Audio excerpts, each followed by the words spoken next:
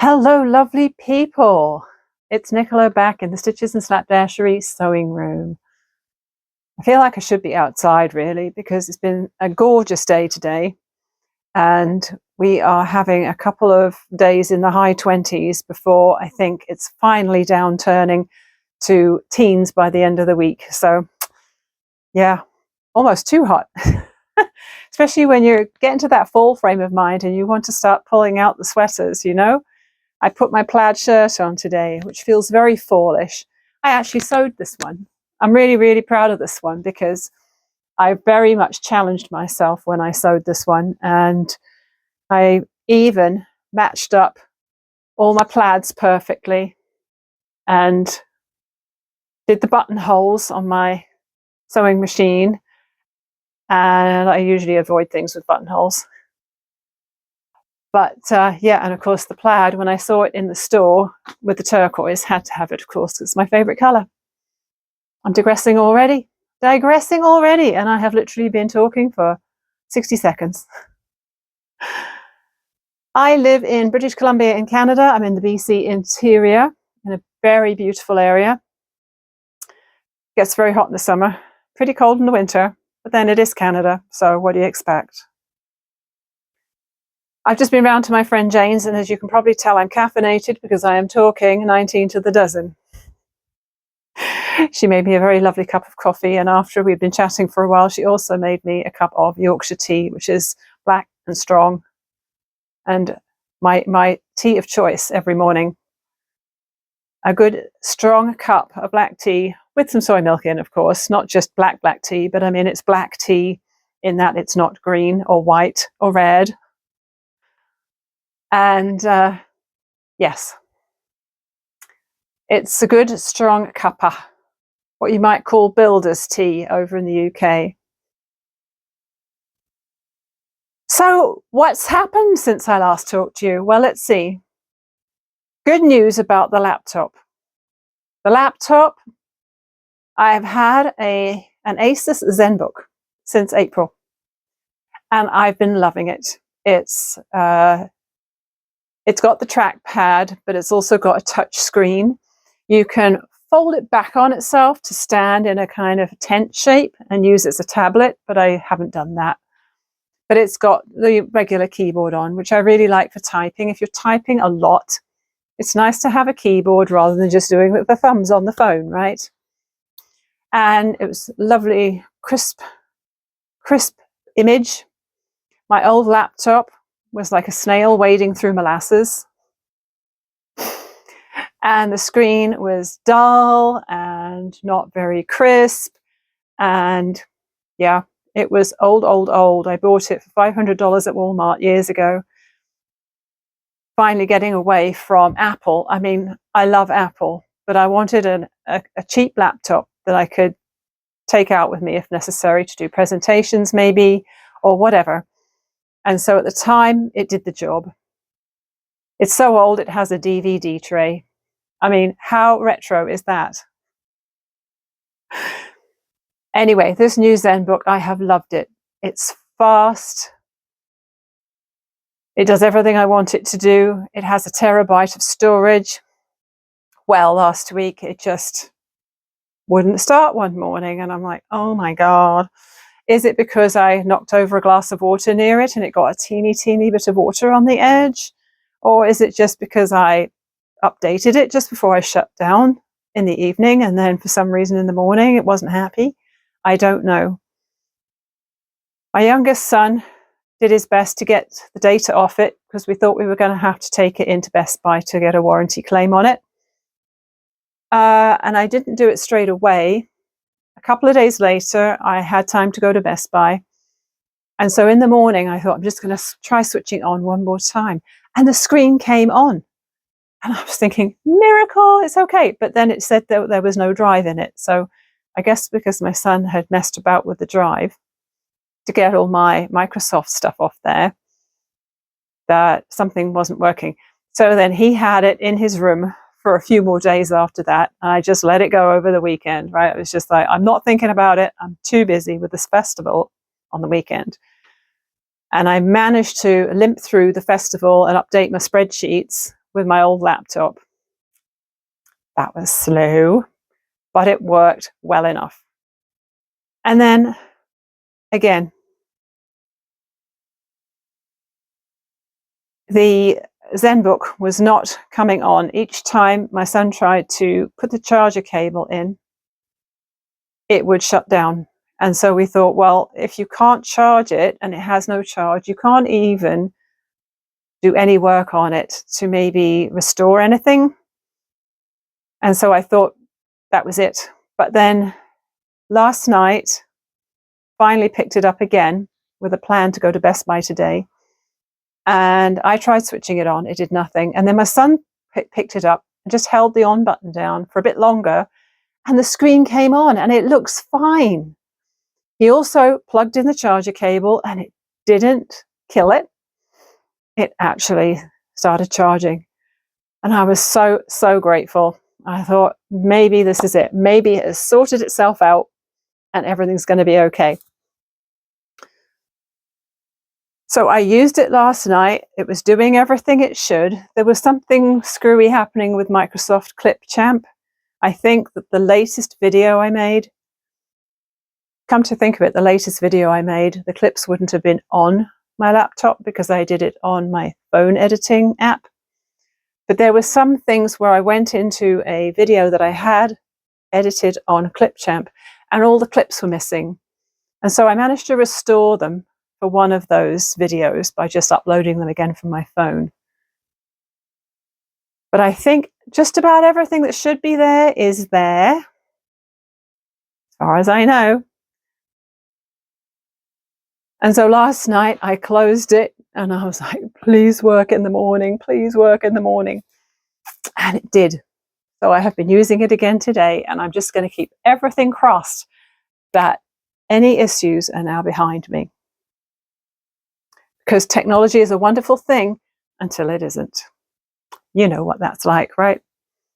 And yes, I know, I should back it up.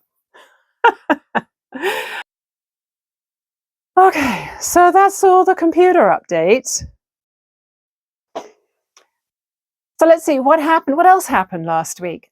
We had a birthday in our family, and my middle son just turned 29. Wow. We had pizza, we had date squares and ice cream. And because we had 6 very, very overripe bananas, I also made banana bread that day. I've got a little bit of film of that, which I'll put in just after this probably.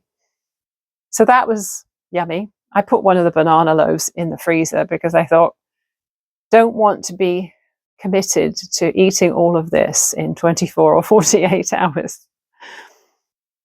The festival on the weekend. It was big.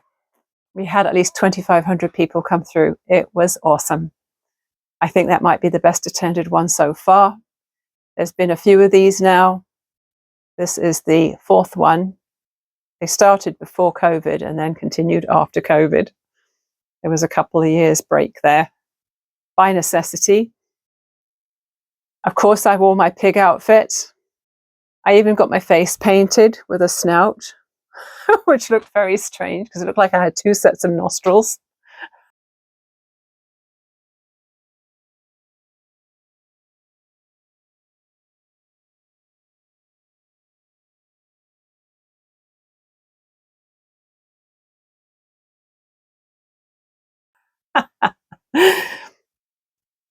But yeah, lots of people smiled at me, laughed with me because I was laughing and smiling too and having a fine old time. We got the last of the silent auction baskets up on the auction site. I was able to have time to just walk around, look at all the vendors, see what everyone was selling, say hello to lots of people, Bought myself a rather nice caramel apple cake from one of the vendors. Had some Ethiopian food for lunch. And in the afternoon, I had a soft pretzel as well, which came with a dill ranch dip. And I don't like dill. So I tried dipping my pretzel in there. After a couple of bites of that, I was like, I'm just going to eat it on its own because dill is one of my least favorite herbs. So yeah, I actually bid on something in the auction too. It was getting to about the middle of the afternoon, and I had a look to see what had been bid on and what hadn't been bid on. And there was this basket that had, it was by Juice Plus, and she had put in there a shaker for like nutritional shakes and that sort of thing. It's one of those cups which has the metal sphere inside so you can dissolve stuff in there. And it has some gummies and 2 granola bar type things, and it had a mini waffle bowl maker. So the value of this basket was $75, and I bid the minimum bid of $20, and no one outbid me. I want to show you this waffle maker because it's cool. So the shaker cup is beautiful color. Pink, purple, lime, my favorite colors. How nice.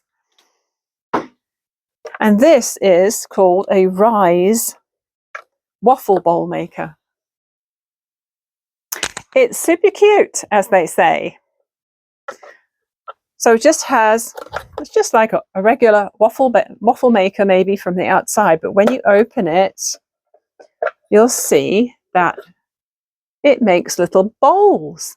So you put about 1/4 cup of batter in there, and when you close it, it cooks your mixture into a little cup, and you can put smoothie in there or ice cream or whatever dessert you like. How fun is that? I can't wait to try it. Definitely going to have to test that out this week. Can't wait.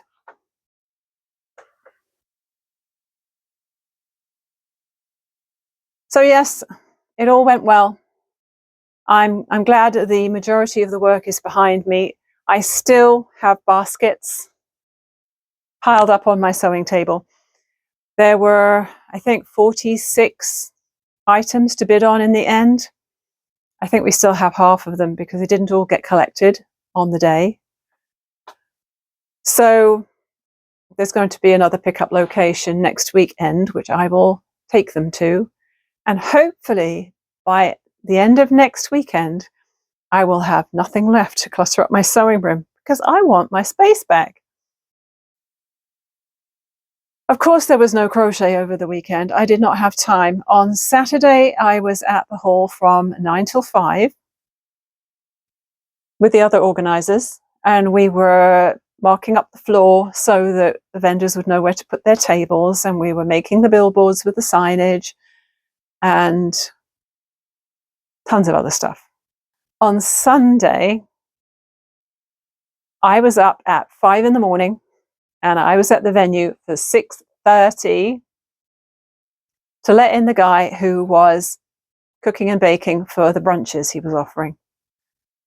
And so we didn't leave the venue until almost 6 o'clock in the afternoon. So that was like an 11.5-hour stint. But yes, it was a lot of fun. This thing has to be done by October the 12th, ideally. So I did add to it. When I went round to my friends for coffee and tea this morning, I took this with me and I knitted on it while we were talking. So this is called Hoodiesaurus, and it's by Littletheorem on Ravelry, this pattern. It's a cardigan hooded cardigan that comes in, I think, 17 sizes. It comes in everything from baby up to adult anyway. I don't have a lot of this left. I'm really hoping that this is going to be enough to finish it. I think it might be. I've got half a sleeve now left to do, a hood, and the spines down the back. So this is what it looks like at the moment. Let me just make it look a little less messy with all these bits hanging off it. So here it is, the back. I think this colorway of Serta Jewel Spun is Golden Feldspar or something like that. Anyway, this sleeve finally got finished. The instructions were to knit till it was 9 inches from the armpit, and I thought, that sounds horrendously long. I had a look at the Craft Yarn Council's standard sizing for babies and children, and I thought, So what I ended up doing is I ended up knitting it to about 8 or so inches so that it was the same length as the body. I felt like that was a good length. And so today I've been knitting away on the second sleeve, and it's about half done. So when that is finished, I need to go back and add the hood here. And then it's going to have the dinosaur scales down the back of the hood and the back of the cardigan. Yeah, still loving this yarn. Such beautiful colors in it. So we had good news on the festival. We had good news on the computer. Let's throw in a third piece of good news. Mr. Stitches had a PET scan at the beginning of last week. Now, the last one he had was back at the beginning of June. So he had his diagnosis for his throat cancer just before Christmas last year. He had 7 weeks of treatment with mostly radiation, 5 days a week, but chemo once a week. He had a scan at the end, and after 3 months after the end of his treatment, they did him a PET scan, and they were 99% sure everything was gone. The oncologist was happy, but apparently whoever the technician who did the scan, they were like, you should do another one in 3 months. He had that one last week. Now, he has a scope happening about right now, actually, as I'm speaking to you. He's got a scope where they have to like lidocaine your nose and stick the scope up and down the back of your throat and take a look around. And in theory, today would be the day he would find out the results of the scan. However, he saw his GP, I think Thursday. I think it was Thursday, which is about 3 days after the PET scan. And the GP broke it to him that it was completely clear and they found nothing. So we are obviously very relieved to know that. And so really going for the scope today is just a, what do they call it? I'm losing the word right now. Technicality? That's the word. He's going into it knowing that they're not going to find anything because the scan was clear. So that is awesome. One of the things I did today is I sent a donation to a farm sanctuary.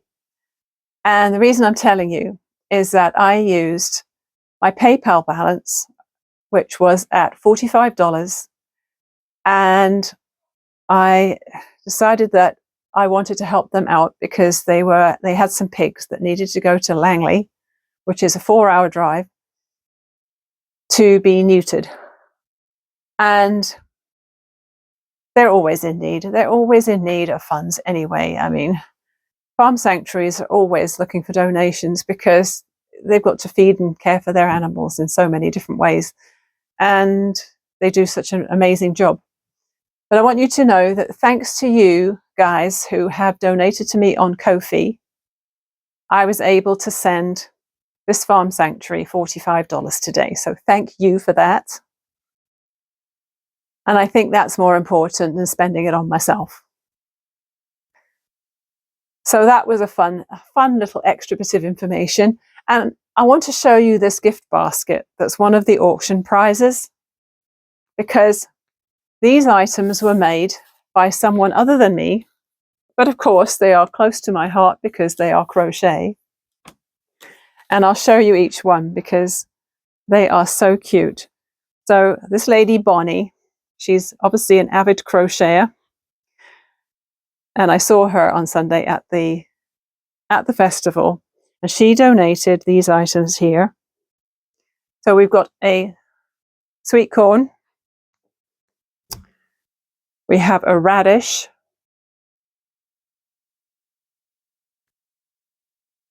We have broccoli. I don't know where she got her patterns from. I know nothing about these things, so don't ask me in the comments because I don't know which patterns these are from. A beetroot, or a beet, depending where you live.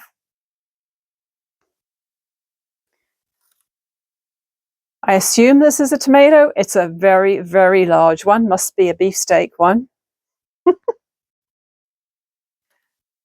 Eggplant or aubergine, again, depending on which side of the Atlantic you're on. An exceedingly large carrot. Exceedingly large carrot. That one must have been fertilized well. And I'm not sure what this is. What do you reckon this is? It's sort of the shape of an aubergine, but green. I wonder if it's a squash, kind of squash.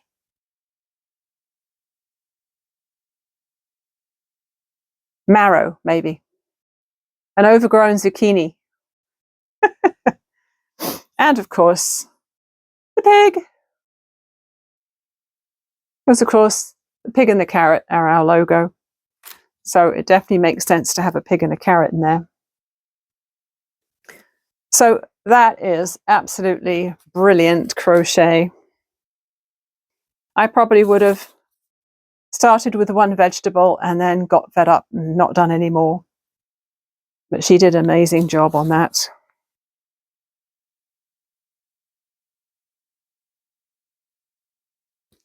There we go. So I think what I need to do is, again, tidy my sewing room. I say that nearly every time, don't I? I think nearly every video I say, my sewing room's a mess, I need to tidy it up again. But I think I need to find a better place for all these baskets, because I'd love to get stuck into that pegboard up there and actually take all the things down and put them up again in a different way. I'd kind of like to rearrange the furniture in here as well. Not that there's a lot to rearrange, because really the only things I can move are the ironing board and my one sewing table, because the other desks are fixed in place, because they're far too heavy to move. If I moved these desks here, then it would probably mean I'd have to move this hutch, and that's probably very heavy, and not to mention I don't want to have to take everything out of it. But yeah, seasonal change makes me feel like changing other things. Are you like that?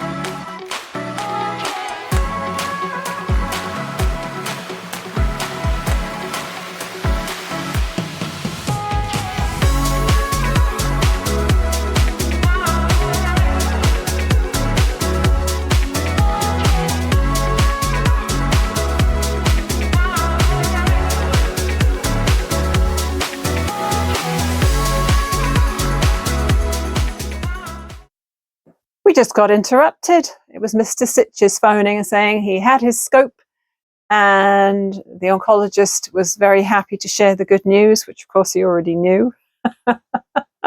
So he's on his way home. Yeah. I don't think we'll be celebrating with anything sweet, because I think my intake of sweet things has been a little excessive lately. What were we talking about? Oh yes, messy sewing rooms. Do you have this problem, like, whenever you make something, do you tidy up straight afterwards? Or do you tend to leave things lying around until it's time to do another project and then you're like, okay, I have to tidy up so I can actually do something? It feels like when I do a project, I pull out everything I need for that project, and sometimes it can lie around for a while and not be put back.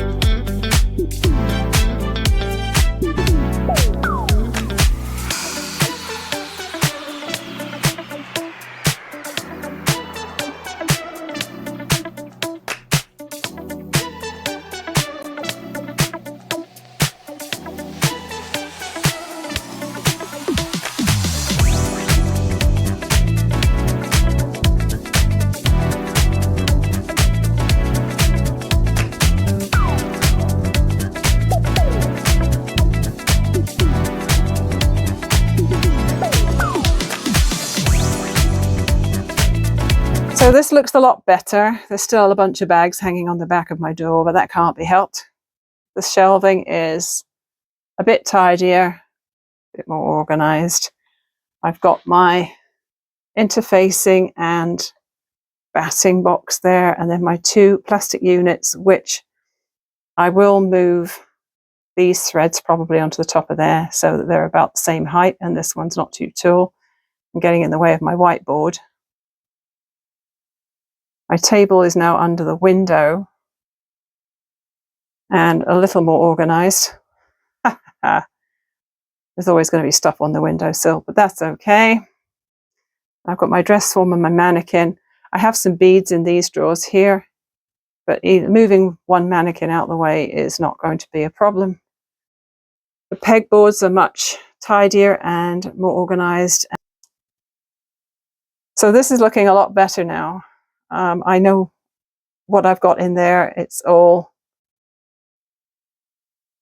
clean and tidy.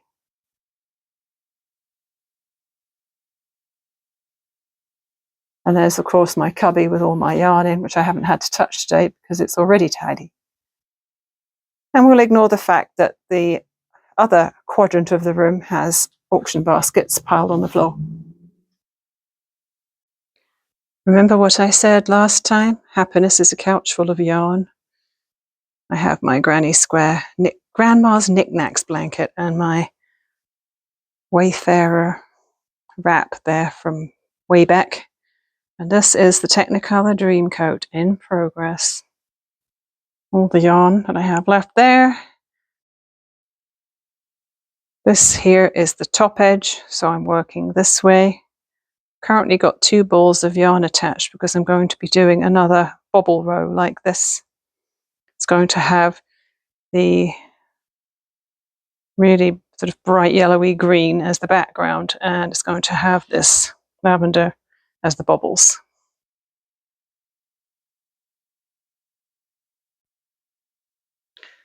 Excuse the state of my arms. I was carrying a lot of heavy stuff on the weekend and I obviously bruised myself. I don't usually wear a watch either, but I'm going to work in about an hour's time, so I'm trying to get a bit done before I go.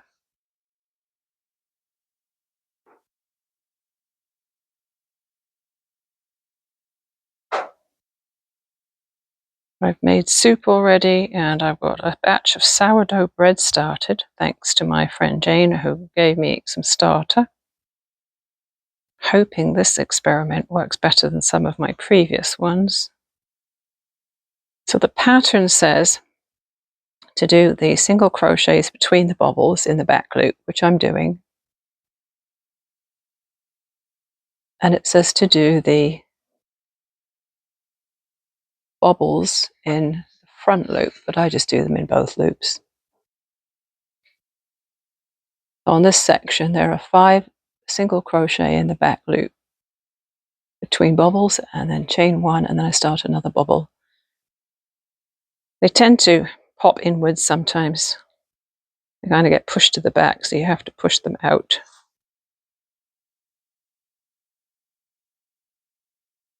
So they look good.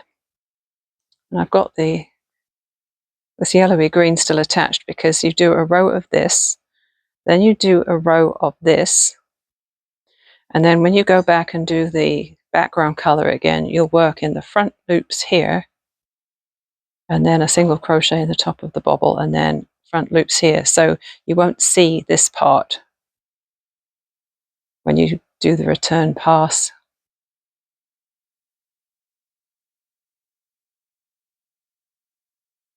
So it's pretty warm today. It didn't really cool down much overnight. And I would love to have the windows open right now to have the breeze through, but we have a severe storm warning. They're talking about potentially thunderstorms and a lot of rain today, which is lovely, really, because we can always use the rain. But of course, it means that I've got to keep my windows shut, otherwise it might all blow in.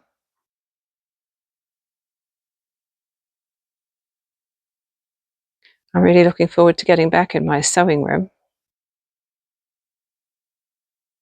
and making something now that it's all tidy and reorganized. Not sure what it's going to be yet, but no doubt inspiration will strike. There's been a couple of times when I've done this row and I've had to rip it all the way back. Once because it wasn't balanced and I could have had it balanced and I didn't know till I got to the end. I wanted to have the same number of single crochets at each end, but that's not going to work with this row because there's 3 extra stitches. So I had to start with 1 and I'll end with 2. And then there was another time where I kept forgetting to do the chain 1 after the singles here. So I had to go back and redo that one.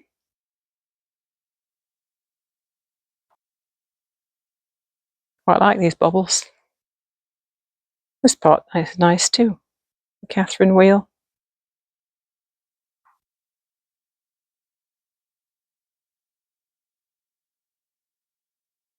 And the wavy bit. It's all fun.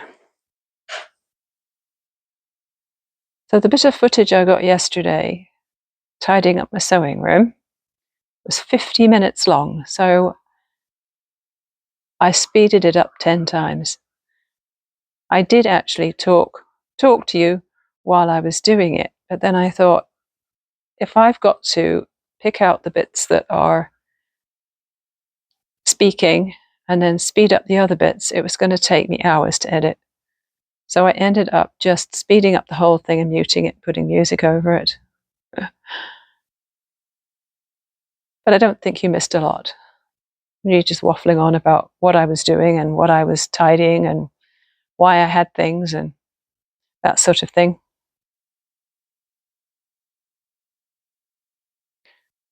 One of the other things that's been on my mind lately is body positivity.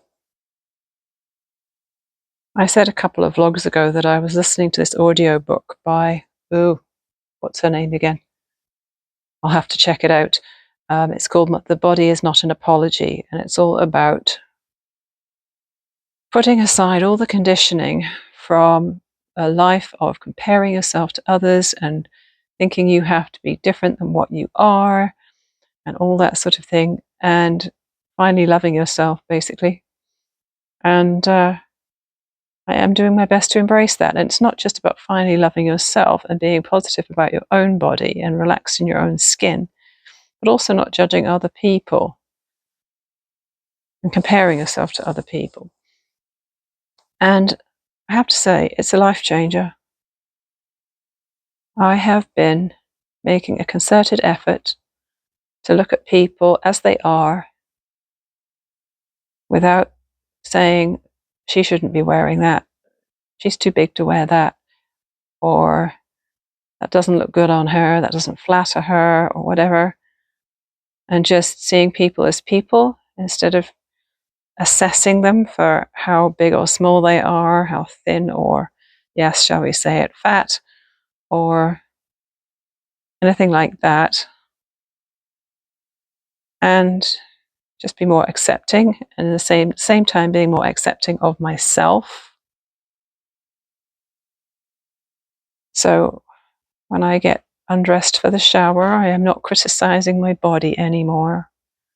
I am just looking at it with softer eyes and accepting all its curves and quirks, and just being grateful for it, because really it's all working pretty well.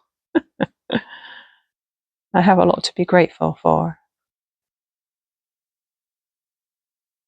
It's definitely something that you have to work on every day, because it takes time to undo a whole lifetime of conditioning and societal and cultural pressures.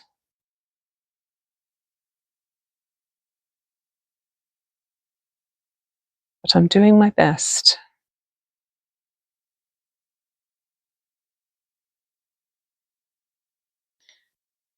And I found another Instagrammer today who I started following. And again, I can't remember her name, but she was very funny. You know those videos where you see this woman who can't get into her pants because they're too small, and then she puts this amazing bodysuit on, which shrinks her sufficiently she can finally fit back into those old jeans that are too small for her. And she was saying how, as obviously a very popular Instagrammer, she must have been approached by one of these companies. And she said, sure, send me the bodysuit. And then, of course, the standard way to make a reel, once you get one of these things, is your flab's all jiggling and you're trying to get into these pants, but your tummy's sticking out and you've got a muffin top. And you put this magic thing on and suddenly everything's smoothed out and smaller and you can fit into these jeans. So instead of doing that, she put it on, she danced around in her garden and did this funny dance. And they weren't happy. They did not accept her video. And I just loved her attitude. And all the comments were like, they should have accepted your video. It's their loss, because if anything would make me buy something, it would be seeing you happy and dancing and doing high kicks in that bodysuit, just for the fun of it. So whatever company that was that sent her that, they definitely lost out on a good opportunity.